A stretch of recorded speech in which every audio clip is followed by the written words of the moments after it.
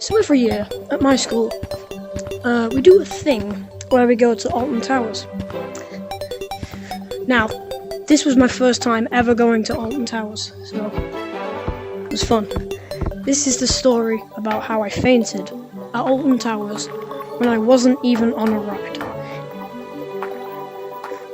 So, we're on the buses to this place, but my friends, like my other friends, they couldn't go on a bus with any of their friends, so it was just me and my friend Freddie. So it was just me and him.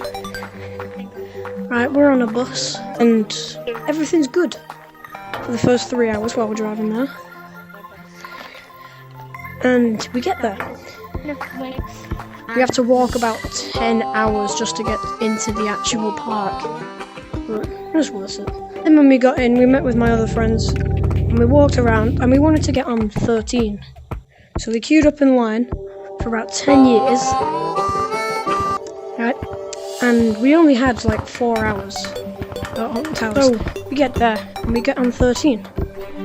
Except we don't actually get on it because the ride broke down seconds before we got to the front. And if you think that is bad luck, then you haven't heard the rest of the story. It turns out, my friends left like 10 minutes of waiting.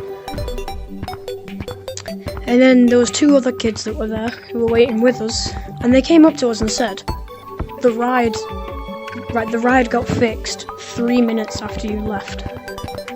I was a bit pissed off because of that. So anyway, so me and the lads, we wanted to go to a water ride. So we went to that like one where you're in like a spinny thing. And we just went on it. But we didn't actually go on it. Because it turns out you need an adult to accompany you.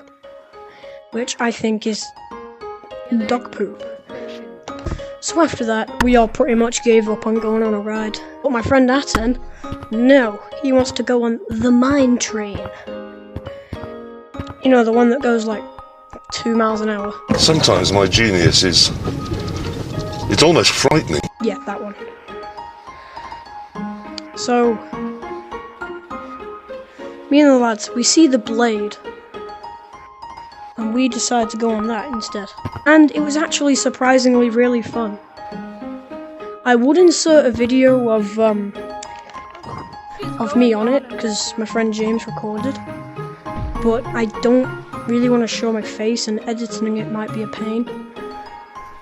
But if I can include it, then I will include it here. And after that, James wanted to get some food.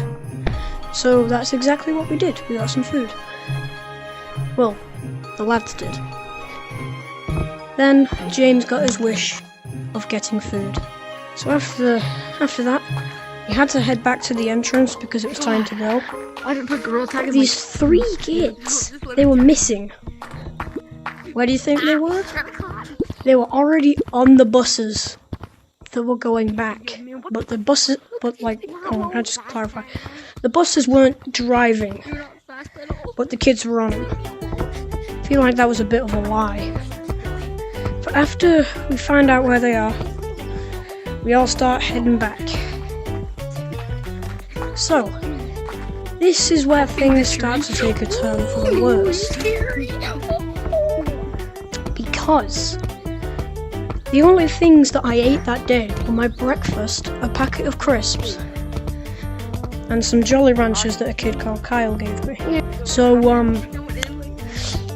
I didn't eat or drink that much that day because of the heat. Because the UK got really, really hot these last few days.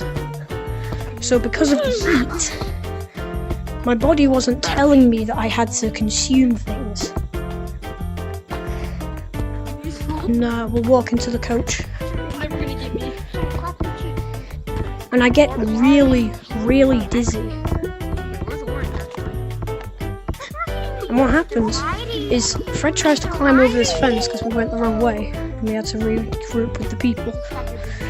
I couldn't climb over the fence, so I had to do something like this. I had to crawl under it. And then I don't know what happened, but apparently I collapsed. And I just, so everything, basically, 1 second I'm like this, the next I'm like this. It's like teleportation. It's so weird. But apparently, because I was out, everyone said that I was having a seizure. I don't think that was true, because I have a brother with epilepsy. I think I know what seizure looks like.